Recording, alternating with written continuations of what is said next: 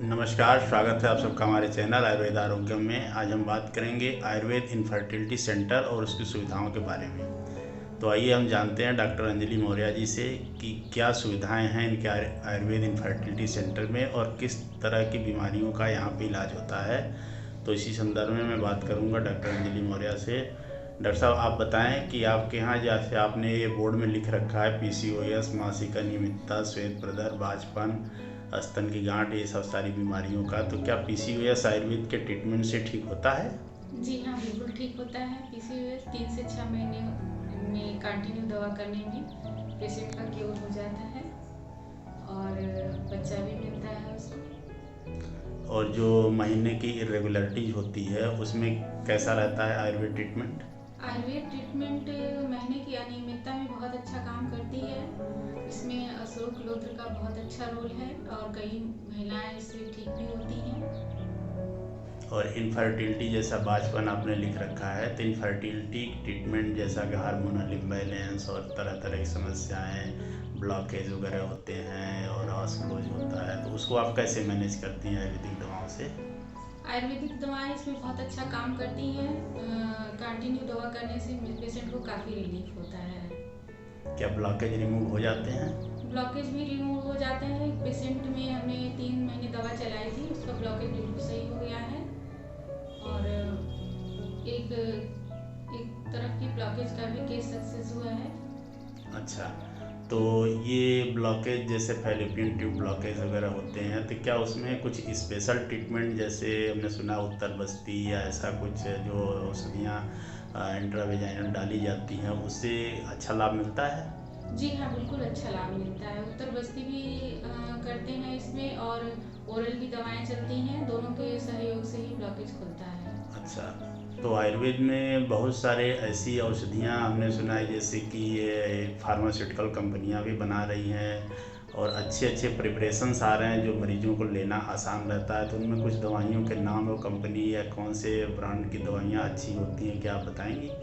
Pharmaceutical company में देखा जाए तो कुछ दवाइयाँ चरक की, जैसे एक्सपीजेनिट्रा है, सिस्टोलिमिट्रा है, हाइपोनेट जो कि पीसीओएस पीसीओडी में अच्छा काम करता है, ये सब चलाते हैं।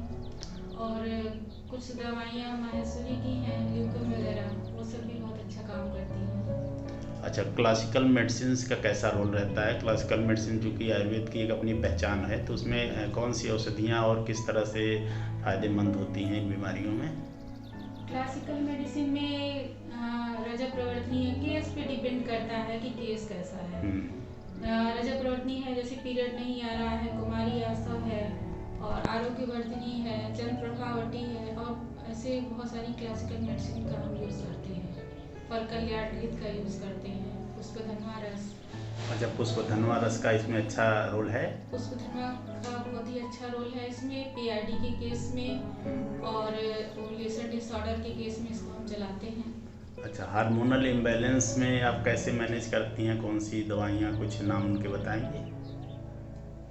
हार्मोनल इम्बैलेंस के केस में वैसे तो सभी औषधियाँ जो यूट्राइन टॉनिक की तरह काम करती हैं सभी यूज़ करते हैं, लेकिन केस पे निर्भर करता है। जैसे रूबेला इन्फेक्शन है तो गर्भपाल रस चलाते हैं, फल कल्याण चलाते हैं और सिस्टोलिन न्यूट्रा चलाते हैं। अच्छा, निर्भर करता है कि कैसा केस है। इन औषधियों से अच्छा लाभ होता है? जी, अच्छा, और लगभग अप्रॉक्सीमेट कितना समय लगता है इनफर्टिलिटी के केस में? 3 महीने, 6 महीने, या केस पर डिपेंड करता है क्या है? केस पे डिपेंड केस करता पर है। डिपेंड कुछ करता केस है। में तो 15 दिन में ही हमें सफलता मिल जाती है, कुछ में 1 महीने, 2 महीने, 3 महीने और कुछ में साल भर भी लग जाते हैं। जैसे ब्लॉकेज के केस में काफ़ी समय लगता है उसको ठीक अच्छा होने अच्छा में। अच्छा।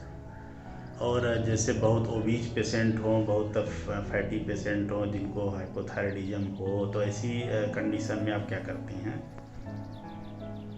बहुत ओबीस पेशेंट है तो ऐसी कंडीशन में यूट्रस की साइज को प्रॉपर लाने के लिए काफ़ी हार्मोनल दवाएं जो चलती हैं आयुर्वेद में, उससे हम लोग मैनेज करते हैं। जैसे हाइपोथायराइडिज्म का जो केस होता है जिसमें बहुत ज़्यादा वजन बढ़ा रहता है, तो क्या आपने ऐसे किसी पेशेंट का ट्रीटमेंट किया हुआ है? जी हाँ, हमारे साथ हमारे यहाँ आई थी नीलम सोनी हाँ, पेशेंट। हाँ। उनको हाइपोथायराइडिज्म भी था और उनका वेट 100 किलो से ऊपर का था। 100 किलो बहुत हाँ, ज़्यादा वेट तो था। उनका पीरियड भी रेगुलर नहीं आता था, 3-3 6-6 महीने पीरियड ही नहीं आते थे। कितने साल की इनफर्टिलिटी थी उनकी? उनकी लगभग 10-11 साल से 10-11 साल। जी। तो उनका इलाज चला था। पहले तो मैंने उनका हार्मोन बैलेंस किया दवाओं से, और उसके बाद उनका पीरियड रेगुलर आने लगा, उसके बाद वो कंसीव कर गए। अच्छा, कुछ ऐसा प्रूफ या वीडियो उनका है जो आप दिखाना चाहेंगी? जी हाँ है। क्या नाम है आपका? नीलम सोनी। कहाँ की रहने वाली हैं आप? राजापुर। राजापुर, प्रयागराज। हाँ जी। अच्छा अच्छा, तो आपको कितने साल से प्रॉब्लम थी? क्या 10 साल? 10 साल। शादी के 10 साल हो गए थे? हाँ जी जी, शादी अच्छा के 10 अच्छा। साल हो गए थे। तो आपने इलाज कहाँ कहाँ कराया था? सर इलाज तो हम दोनों कई सेंटर पे गए, अच्छा। कई डॉक्टरों को दिखाए, जी जी। लेकिन सफलता वहाँ मिली नहीं हमको। हाँ हाँ। जी। अच्छा 11 साल 10 से 11 साल हम लोग परेशान हुए। अच्छा अच्छा। उसके बाद हम लोगों को सफलता नहीं मिली। तो क्या कहते थे वो लोग कि वेट ज़्यादा है? हाँ, वेट ज़्यादा है सर कह रहे थे, और कह रहे थे इलाज करते रहिए, बस उसके बारे में कुछ स्पष्ट नहीं बता पा रहे थे। जी। अच्छा, फिर आखिरी में आपने कहाँ गए? आखिरी में सर हम यहाँ आरोग्यम क्लिनिक शांतिपुरम फाफामो में आए। जी।